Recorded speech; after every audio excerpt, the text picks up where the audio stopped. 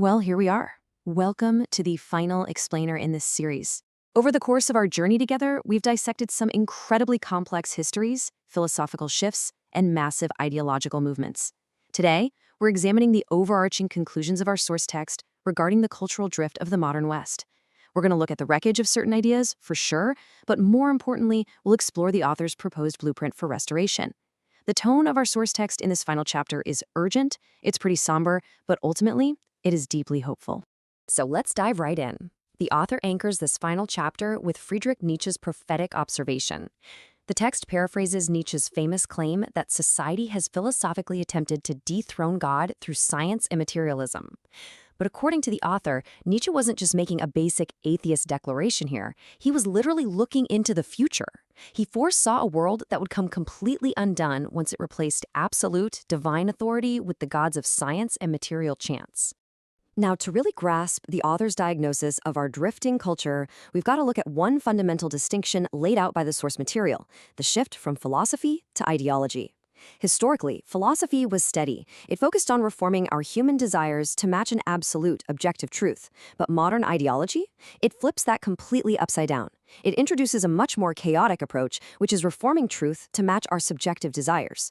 The text argues that this specific ideological shift is the exact compass that led Western culture straight into a storm. Which brings us to Section 1, the Genealogy of Ideas, a Century of Drifting. The book presents what it calls a genealogy of ideas. The author suggests our cultural ship didn't just lose its anchor overnight.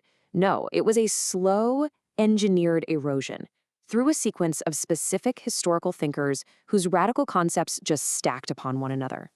The text traces the origin of this drift, starting with Jean-Jacques Rousseau's idea of natural human goodness, entirely bypassing the traditional view of a fallen human nature.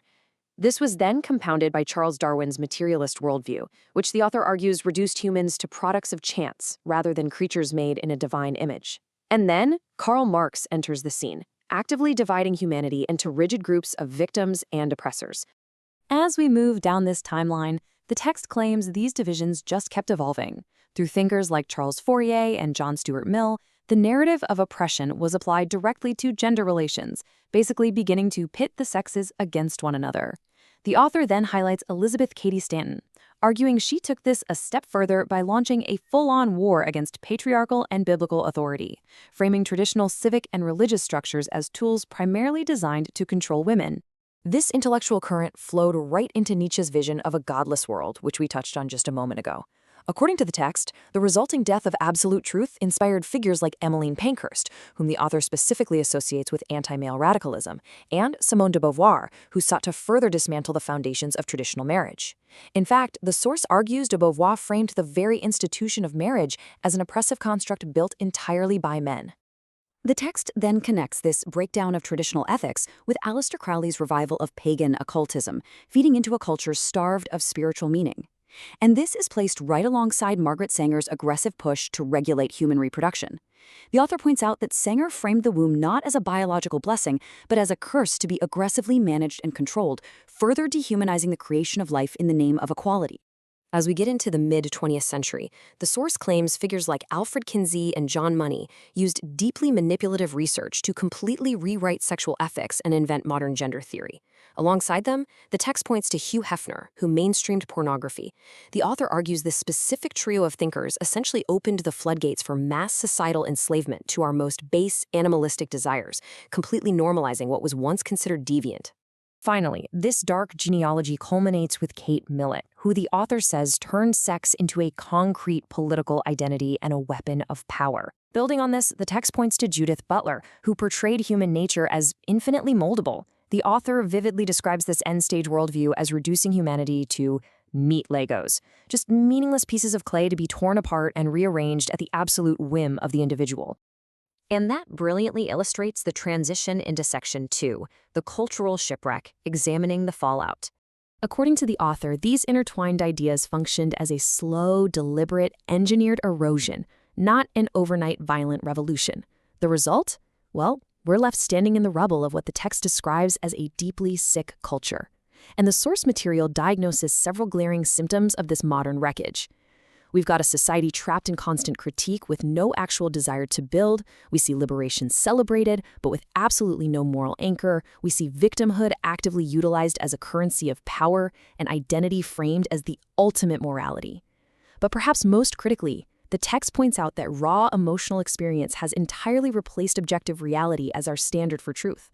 The author somberly notes that in trying to dethrone God and put ourselves in his place, our attempts to redefine nature only result in broken systems. We just cannot invent new forces of nature, no matter how hard we try. The text argues that grasping at ideas outside of existing reality is simply beyond our faculties, leaving us with twisted, perverted imitations of creation. But, and this is crucial, the text insists with great urgency that all is not lost. This brings us to Section 3, the action plan: recognize, resist, restore. The author pivots from this heavy critique to offer a really clear 3-step framework. The fundamental premise here is that you fight bad ideas with better ones. So how do we actually begin changing the culture? Well, this actionable framework is built on 3 uplifting pillars. First, recognizing the ideological patterns at play. Second, actively reclaiming what's been lost. And third, refusing to apologize for holding on to reality and sanity. Let's break these down. Step 1 is all about awareness. The author urges us to recognize the constant pattern of deconstruction. The text points out that this ideological rewiring is deliberately hidden in plain sight. It's in everyday media, children's books, corporate HR trainings, college syllabi, and social media trends. The goal, the author states, is always to deconstruct the old world so something else can take its place. And the author asserts that once you see this pattern, you literally won't be able to unsee it. Step 2 is about rebuilding. The text argues we resist not by lashing out in rage, but by actively reclaiming foundational structures. 1. Reclaiming the family as a source of true stability. 2. Reclaiming absolute truth as a light that liberates, rather than a tool of dominance.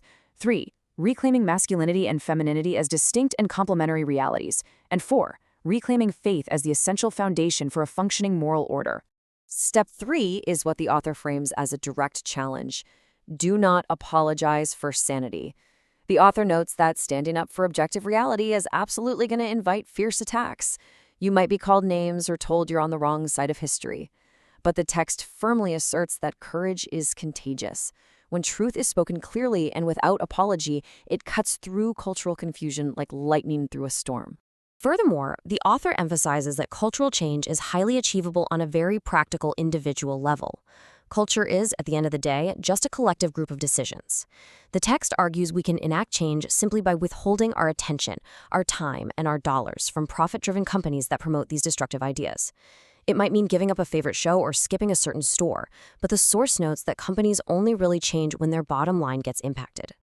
As the author concludes this exhaustive historical critique and call to action, they bring us to Section 4, Charting a New Course, Finding the True Northern Star. They return to a powerful visual metaphor, one of a lost ship seeking guidance in the middle of a violent, chaotic storm. The book's final, deeply hopeful message is that despite our cultural compasses spinning in endless, subjective circles, the guiding light of absolute truth remains completely intact.